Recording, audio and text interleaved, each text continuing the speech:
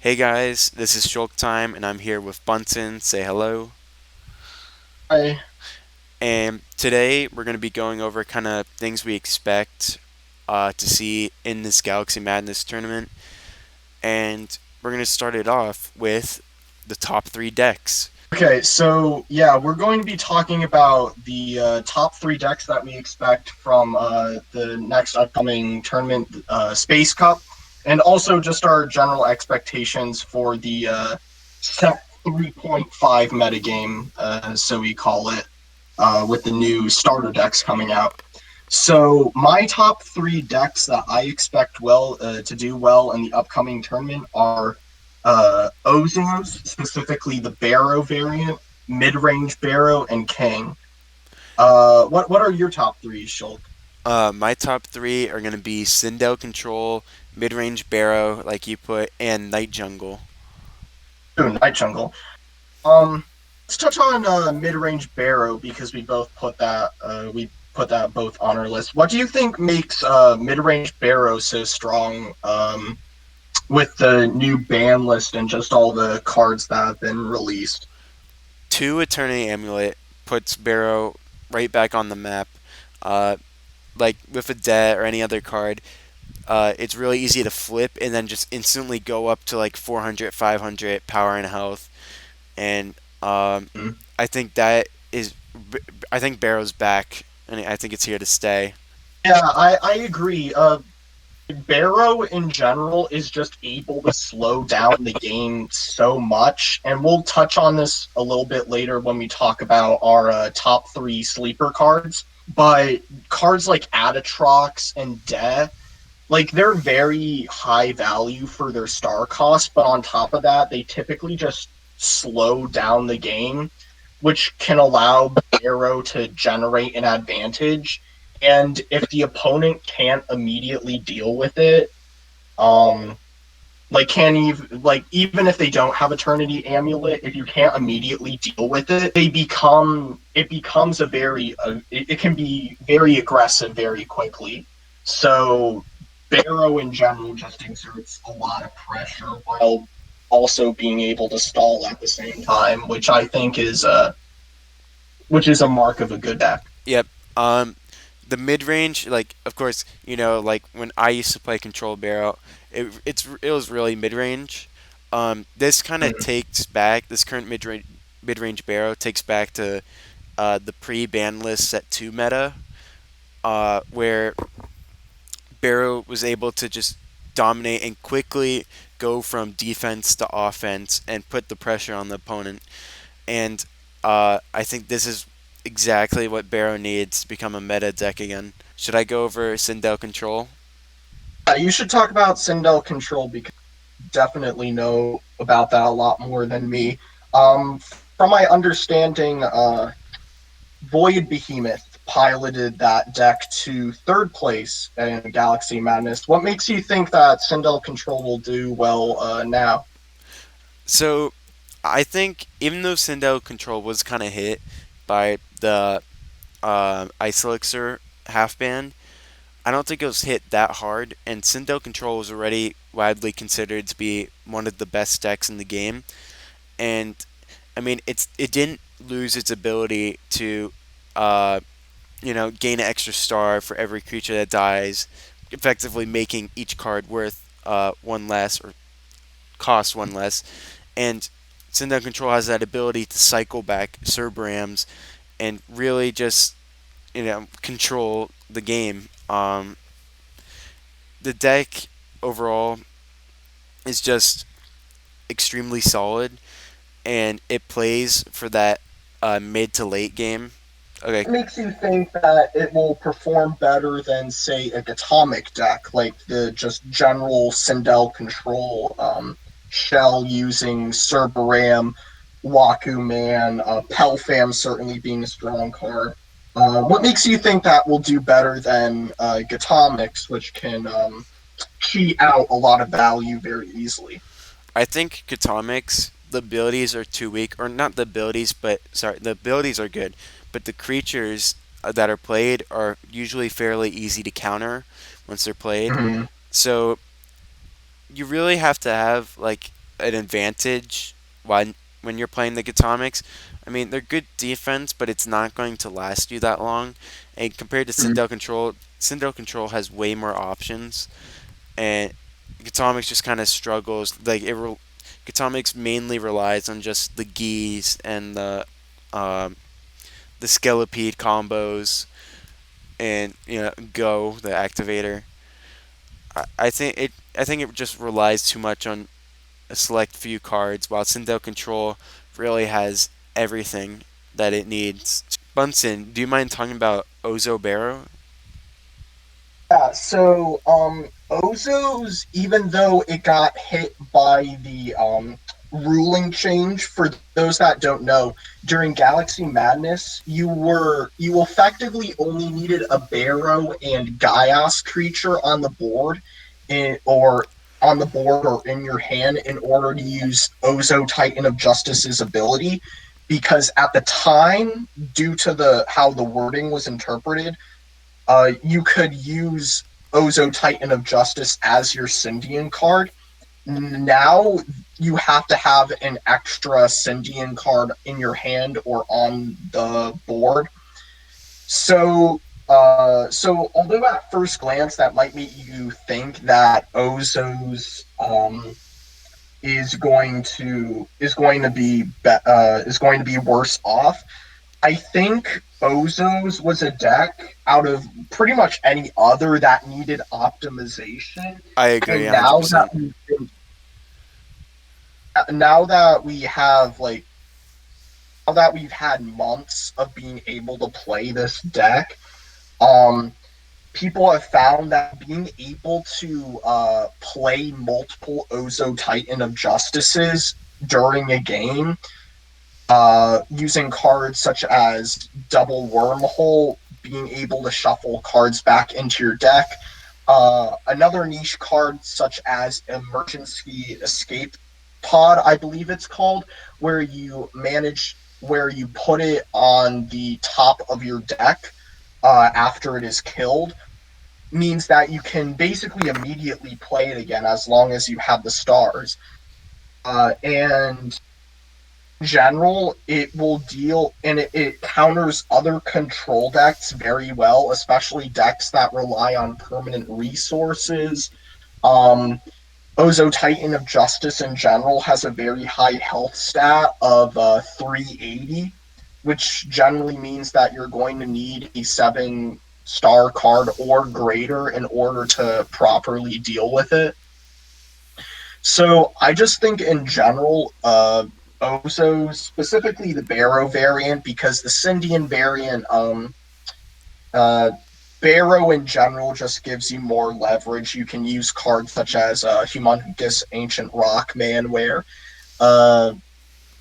you can't really utilize the ability as well in a Syndian variant, but you could very reasonably use Syndian Ozos.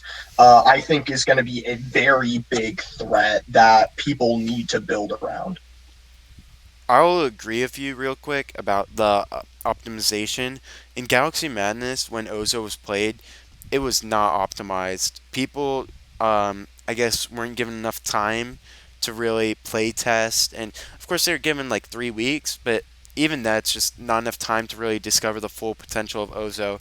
And after as people were getting knocked out of Galaxy Madness, they started playing more casual matches and moving towards playing Ozos.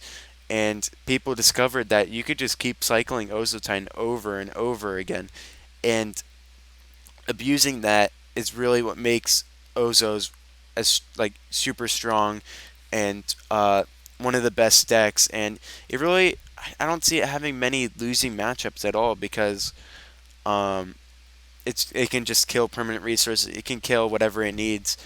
Um, and I know I didn't put the Ozo in my top three, but I actually think I may scoot out my next pick to place Ozos instead. But first, I actually want to talk about my pick, which is Night Jungle. And I believe Night Jungle is going to be better than people think. I think everybody's expecting Night Jungle to be bad, and people are going to be in that mindset like, oh, Night Jungle got nerfed. it's not gonna be good this tournament. People are just gonna kind of get relaxed as Night Jungle does its thing. People tend to forget that Night Jungle was good before the Kraka loop. Night Jungle just like I'm grouping aggro, mid range, control, all the Night Yeah, yeah. Jungles because they tend to be pretty similar. Um, So what would be the main distinction you would make between Night Jungle Loop, which for those that don't know that are watching, Night Jungle Loop is a stall deck. I wouldn't even call it a control deck, so to speak. Where the main goal is to essentially deck out and then cycle Krakas, just cycle Krakas, and essentially you can use that to lock your opponent out of the game because you could just bring a Kraka out essentially every turn, and if your opponent plays a big creature, you could cycle back in GLUH, um, which is a very, very powerful board state. On top of having all the Night Jungle cards. So, what makes you think that more mid-range and controlish variants that use cards like UURAAM are going to be strong this tournament? um, well, there's GLUH, which people sleep on. Of course, that kills like any big creature. So somebody goes for a big push, you instantly just decimate it with GLUH alone. And with GLUH, you tend, especially in the aggro variants, you tend to see like Starship XSS and Blaze Hmm. Elixir, and um, That's spicy. yeah, and that really helps them push for big points. And that's like GLUH. If there's only one creature on the field, they can just eliminate it, and then instantly go for those 8 points, and doesn't even need to attack through something else to get to there. Also, UURAAM, I think he's actually a pretty good card in the deck for his abilities. Of course, he relies on late game, but he still has a respectable 380 power and 340 health. Uh, UURAAM's ability, it's like once two trees are dead, resource cards can't kill it. After four, creature abilities can't kill UURAAM, and then six, activators cannot kill UURAAM. And in late game, this is pretty powerful because that's when generally people tend to have the most galaxy crashes or beasts of the black holes. And all that can really get past UURAAM is that creature, and especially UURAAM with like an Eternity Amulet or something. It relies on a That was pretty what I much was a going to say. KO. Oh, yeah, I was going to say that Eternity Amulet plus UURAAM can just straight up lock people out of the game, unless KO still works on UURAAM, right? Yeah, but of course you can Dark Space Eater KO. That's true, but that's also dependent on drawing a Dark Space Eater early enough into the game where you can get KO. That is true. I think you make very good points. I have a little bit less faith in Night Jungle now, but I think more so the Ice Elixir ban is going to hurt Night Jungle more than people think. But Night Jungle still has a very strong core of cards like Togma, EAC in more aggressive format. Maybe this format isn't going to be more aggressive, but I do think it's going to be a lot more creature based due to Attorney Amulet, and EAC certainly helps with that. Um, so yeah, I think you make reasonable points. All right. You want to talk about your final deck? Yeah, so my final pick for top three decks is that I expect to do well is King. Um, I personally believe that even if you are less likely to draw Warphole Jetpack, people are going to have a rough time dealing with it. Even if you draw like your special counters to it, like Warphole Territory, you still have to kill the thing that you play. And if it takes you multiple turns to kill something, then your opponent is going to have enough stars to play the next big threat and the next big threat and the next big threat. And for all you know, they are going to draw their resource removal and then just blow you away. I do believe that King is going to have to look slightly different to where it does now, where it has to deal with many of these counter cards as people are going to have sideboards and people are just going to be more aware of King. But I do think that even with Warpole Jetpack set to one, it's going to be a threat. Um, it just cheats out so much big stuff. It's a very high variance deck, but if you get that variance, it's unstoppable. That is true. King did perform very well in Galaxy Madness, but of course it fell short to Night Jungle Loop, and I do believe a King deck probably would have won if Night Jungle Loop did not just obliterate everyone. Okay, next section is the top three sleeper cards, and uh, Bunsen, you want to go first again? Yeah, actually, we should probably go over what we both had in common. We both said Stekataka was a sleeper card. Why do you think Stekataka is a sleeper card coming into this tournament? I think even though Sekataka is a Gaios creature, I think it synergizes very well with the Barrow strategy. I'm talking like mid-range Barrow, not Ozo. And it also works well in a whoa big. Okay, sorry, some huge lightning just came and interrupted me. And Stekataka works really well with the Gomp Rewind Wormhole deck, where it kind of just cycles Stekataka as many times as possible. And Stekataka really wears you down, and he works with Bullwarder, Attorney Amulet, you name it. Uh, Stekataka is a really good card in those decks, and uh, I think this card will be very prominent in the meta probably after this tournament because people realize its potential. Okay, so why do you think Stekataka is so good? I think Stekataka is good because I think overall that even though like decks like Night Jungle Loop are going to be gone, I think we're going to be seeing a shift towards a slower metagame actually. With decks like Utopanons and Atomics being a little slower than average, we're gonna. That means that people are gonna have time to build up a lot of stars, and in general, just being able to play a 400 380 for 4 stars is insane. So if you can ever stall out the game, it's a great stall breaker. I see it being even used in non Barrow or Gaios decks personally. Yeah, I would see that. I'd say King probably no, and Yeah, King definitely not. Shios probably not. But I mean, I don't think there's any other decks that really can't run it. Okay, So what are your what's your next sleeper card? okay, this one you guys may complain this is not a sleeper, but I still think Eternity Amulet is a sleeper. Um, Even though it recently got um, unbanned or Unlimited, unlimited, yeah. so unlimited.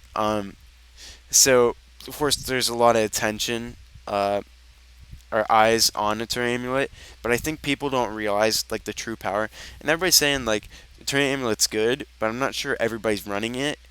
And I think people haven't realized yet that literally any deck can run Eternity Amulet, and it's really good removal bait.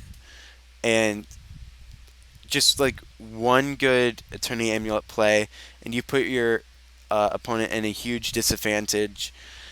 And um, people just seem to think that it only works with these smaller creatures where you can protect them, but it really is a good like general card.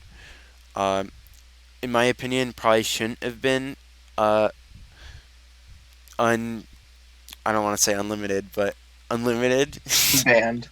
Yeah, unbanned. sorry. Um, I don't think it should have necessarily been, but I mean, here it is, and we got to deal with it. So, I think soon enough we'll see more and more decks picking up a Amulet. All right. Um, what are your cards that you think are sleepers?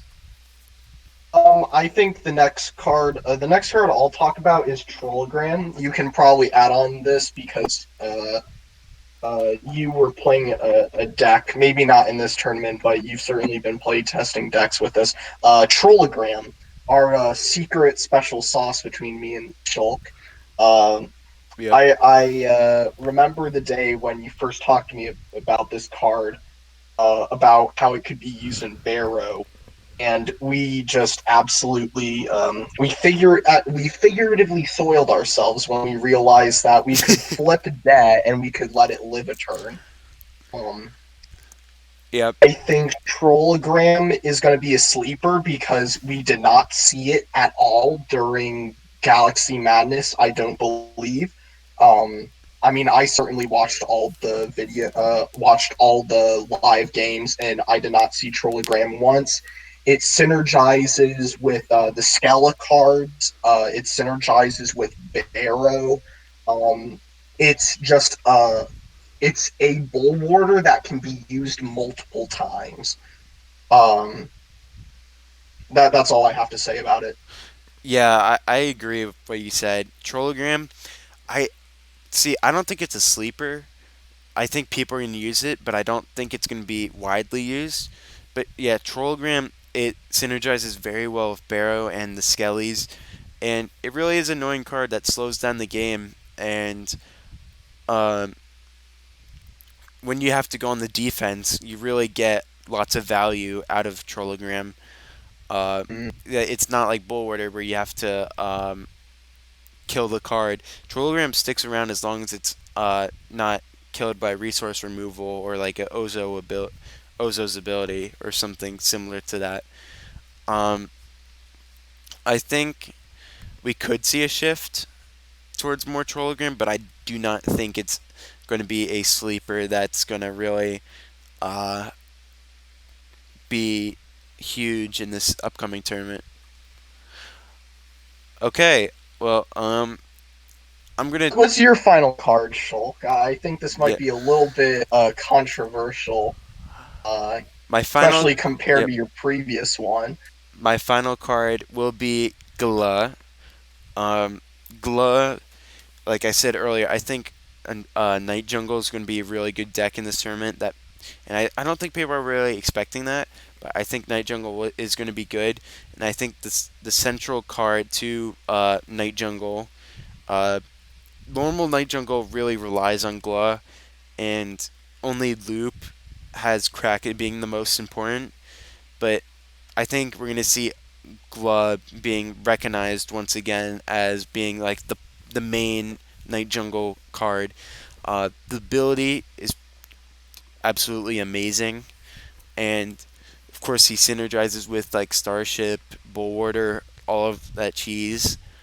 Um, I think that GLUH will retake his throne um, in Night Jungle. Okay, Okay, uh, Bunsen, you want to talk about your next one? so I definitely have a lot of opinions on my last card. My last card for top three sleepers is Purgator, not Purgator, like I've said multiple times. Purgator. Um, Purgator is a three-star Sindel, or no, it's a three-star Sindel creature. With the ability, if your planet is Syndian, double your power and health, which means that it's a three-star 200 300. If you do some basic math, you realize that that's a five-star card stat line on a three-star card. It's even better than most five-star cards in terms of stat line because 200 300 means that it essentially doesn't die to anything that is four stars or less, unless it has an ability of some kind. It kills most cards that are used that are four-star or less. Um, it's a very good wall in Syndian decks. It's essentially Syndian De, in my opinion. And That's a good people have analogy. only been I think people have only been thinking of the card as being important in Copex. For those that don't know, Kopech's Helmet is a card that copies abilities, so obviously being able to double your power and health is good in is a great ability. But I think the cards stand alone as a tempo tool, as a wall, as just a cheap creature is amazing. That's all I have to say on it. I don't have much to say about Purgatory, but I do like how you say it's the Syndian version of De. Um, okay, we'll move on to the next section, which is top three sideboard cards. Bunsen, why don't you start this one off?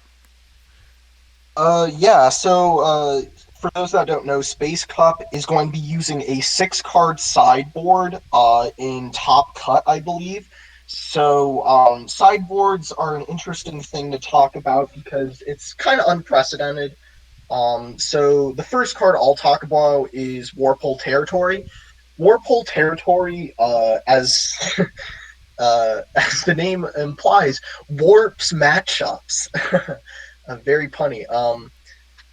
Warpole Territory can lock the game for a long period of time for many decks.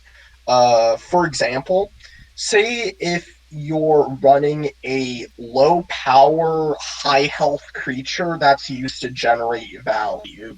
So something like Utopian Fortress, for example, or Yangelion, or even Heckgo, for example, or maybe even Kraka.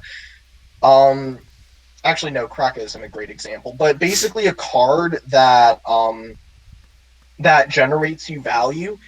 If you have Whirlpool Territory out, your opponent has less tools to kill your value generators, which means that until they get resource removal, it doesn't matter if you're negatively affected or if you can't attack with your creatures, you're generating value. On top of that, it's great against King. It's I'd say it's also good against Shiasu. It's just good against aggressive decks. So I think it's a very valuable sideboard card. All right. So how about you start with yours, Shulk? Okay, so my card, I think it's pretty obvious. I went with Abandonment, and I think Mm-hmm. Abandonment's going to be an amazing card. Um, it works really well against Ozos because Ozos tend to not use Syndian, they use Barrow, so that's going to kill Mm-hmm. Ozo Titan. Um, as well as like King against that matchup, Abandonment is an Mm-hmm. amazing card because most of the King is not from Pelisium. Like more than 50% is not from Pelisium. And there's a lot of decks in general that uh, Abandonment's pretty useful against. And of course, Pilfim's a staple in every deck, so you have at least one target. Um, well, usually two because people run two copies of Pelfam. So you got at least two cards minimum that you have to Abandonment, and many decks actually run more than two creatures that are not from their home planet. So you really get some good value out of it. It's like a Divine Doom, but uh, Out the for downside. yeah. Um, that's all I have to say about Abandonment. I think it'll just be a really good sideboard card. I think it's better as a sideboard card than like a main deck card. I mean, obviously some decks are going to main deck it, but I think it's better as a sideboard card because it can also be awful in some matchups, like well, Sindel Control. You are not going to do anything with Abandonment Yep. unless it runs something like Omnius. Yeah, for sure. Abandonment is actually usually a good target against Phantom Matter. I will point that out. That is true. Okay. Let's move on to one we both have, which is Oh yeah. Super Bouncy Trampoline. Bunsen, why don't you talk about Super Bouncy Trampoline first? Super bouncy trampoline.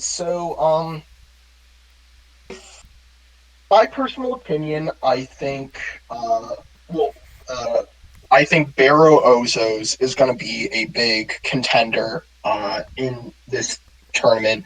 Pelfam is an omnipresent card that people are going to run uh, a wide array of counters for, whether it be DSE, just cards that have more than 300 power and so on. There's just the two biggest targets for Super Bouncy Trampoline um, being very strong and very likely to appear. Just make them great sideboard cards in general. Makes it a great sideboard card. It's not something you'd probably run in your main deck because many decks don't run target abilities from creatures, let alone targeted abilities that you want to put on your opponent. But in the matchups you do, it is definitely going to. It could be a game winner, honestly. If you can destroy your opponent's Ozo Titan and they don't have a recursion effect, they lost their firepower. Yep, definitely. And the reason why I think Super Bouncy Trampoline will actually be so good is because of its versatility. I mean, it works against Ozos, of course. It works against Pelfam, which is in every deck. Works against Night Jungle, against like GLUH. I believe it also works against Utopanons and maybe even Gatomics too, because of those Yes, it abilities to would kill work. cards. It would work against. I believe it would work against a Cobb, Yes. a Cobb, and I believe the Gatomic one is Gaka, but I have to check on that one. Um, Yeah. but yeah, that is a good point too.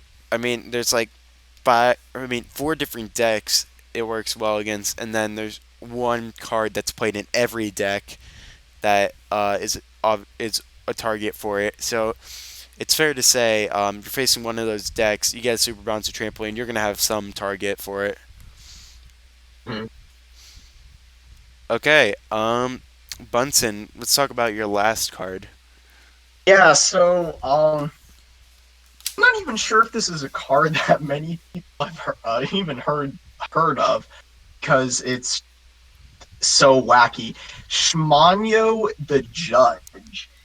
And if we go with the theory that Attorney Amulet is going to be popular, or not, maybe not popular as you believe it's a sleeper, but certainly a strong card.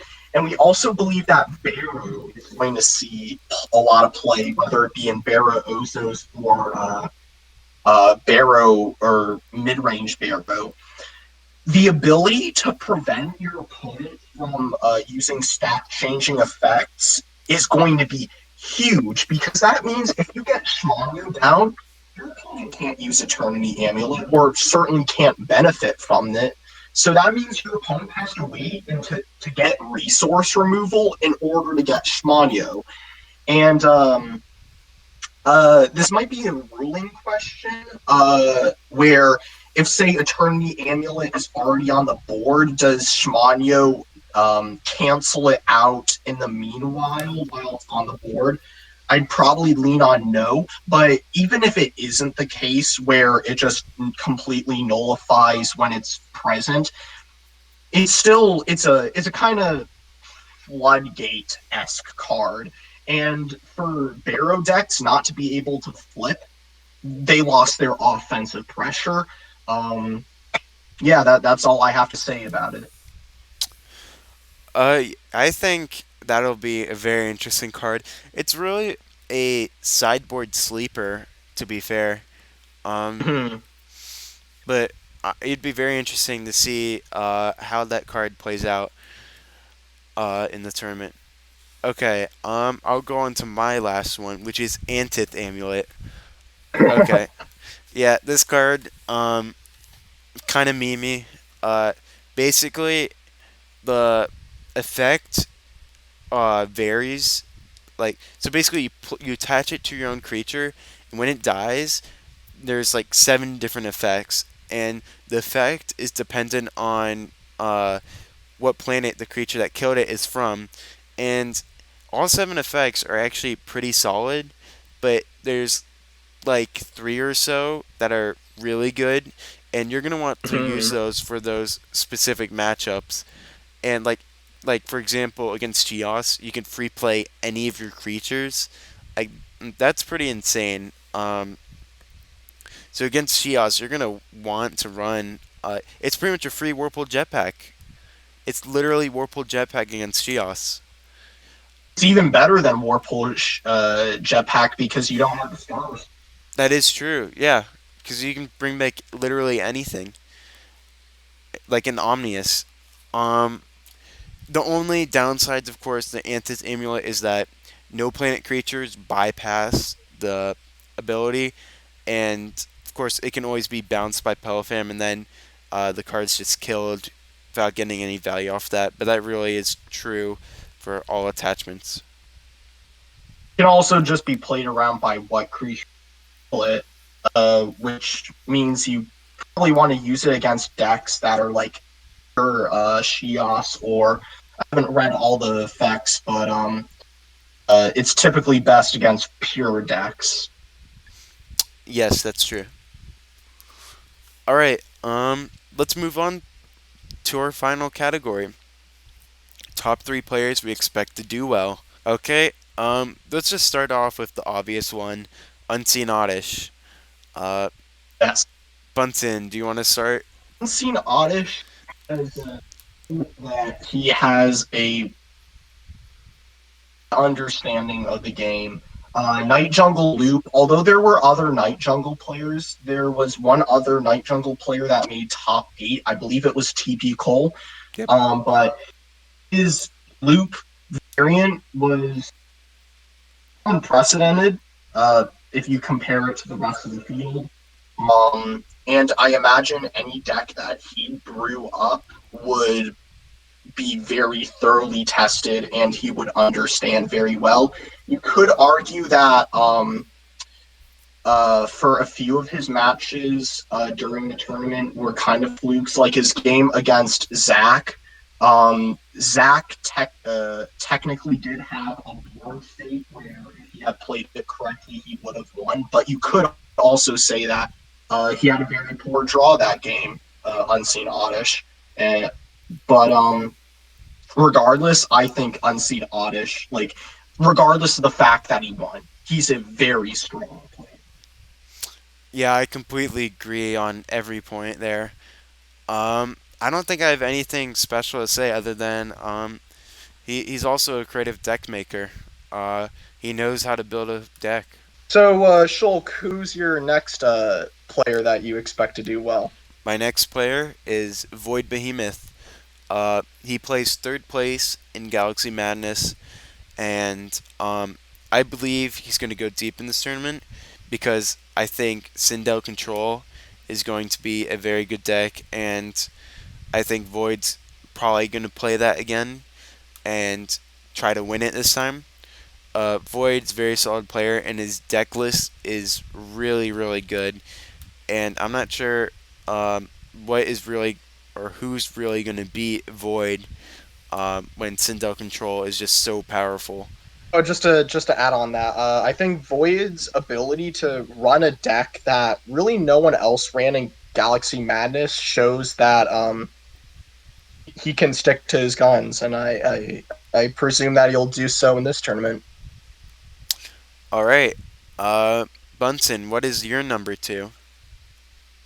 My number 2, I think, is gonna on the competition. It's Supernova. Supernova was the number 1 seed. I can't believe I made that joke. Supernova was seeded number 1 in Galaxy Madness. He lost in the Elite Eight, so quarterfinals, against Wholeworm, who eventually made it to second place. He ran King, which was a deck that was designed by him. So on top of being, uh, having a reputation as a strong player, he's able to make new deck archetypes. He seems to have a very strong understanding of the game. And I just expect that he's going to do very well. I don't know if he's going to play King again. I don't think many people that touch that deck want to play it again because they feel disgusted with themselves afterwards. But I think Supernova has a great shot of. I definitely believe he's making top cut at the very least. Yeah, I'd probably agree with that. My next player is Levi, Lord of Leviathans. Uh, Levi, I'll just refer to him as that. Um, he got eliminated fairly early in Galaxy Madness. I believe it was it round of 32 or was it Sweet 16? Either Uh, way, it was pretty early. I remember. I wouldn't remember because I wrote all the descriptions, but I can't recall. It's probably one of those two. He certainly made the first round, past the first Yeah, round. because he got a bye. um, Okay, so he definitely played. Yeah, so I'd say top 16. so Levi, um, I have no idea what deck he's going to run in this tournament, but he's been around a long time. He knows how to play the game, and um, I think that he just got unlucky with his matchups last tournament, and I think this tournament is really going to he's going to break out and perform very well, and I'm excited to see where this kid goes. I mean, I have high hopes for him. I mean, it's always disappointing, like when everybody's like kind of looking at you, like expecting you to go so far, and I guess failing their expectations. I think he'll redeem it after this tournament. I think you made a good point during that people that are going to do well in this tournament aren't going to do well because they got a good bracket or so. Like this is a Swiss tournament, so or this is going to have Swiss pools. So you're going to play against a bunch of players. So it's about how consistent you are rather than whether or not you get a good matchup spread. Yep. And how about your last person, Bunsen? I think this one's pretty interesting. Oh, my last pick. So this is a little bit strange, but ever since I saw him in the when I first came back to the Chaos Galaxy community after not really being in contact for 2+ years, um, Sylvan was the first player that I got that I really followed, and I think Sylvan Advocate has a very good chance of breaking out in this tournament. I think, although I did not put Shios Zoo in my top three, I think it is a deck that will punish poor deck building very hard. And given that he's going to play a lot of people, chances are they're going to be people that do not have great deck building skills. And on top of that, people are not going to be running anti amulet or whatever it's called in their main deck. Um, they'd have to wait to top cut to even use a card like that. And I think people are going to have to trade off what tech cards they use in their main deck. So I think the meta is going to shape up for Shios Zoo, uh, and Sylvan being the best Shios Zoo player, or the at least the representative of Shios Zoo, I think has a very good chance of making top cut. I definitely agree with Top Cut. I think he'll perform well. Do think Sylvan is probably the best of his kind with Shiasu. And I do hope that he proves himself after unfortunately falling early in Galaxy Madness. To be fair, he had a very he ran into a problematic matchup in King, but uh, but who knows if other people are targeting King, it might be possible that Shiasu counters decks that beat King. Yep. I think there's a chance we might be seeing Sylvan. I mean, I don't see, of course, I don't think it's a huge chance because I didn't include my top three, but I do think he is a good pick. Okay, well, anyway, um, I think we're done here, right? Any final words? Uh, no, not really. I look forward to Space Cup. I look forward to playing it. I look forward to watching the games. I think this is a very interesting time. Chaos Galaxy. Thanks for watching, and goodbye. Good luck in the tournament for those who are playing. Bye, everyone.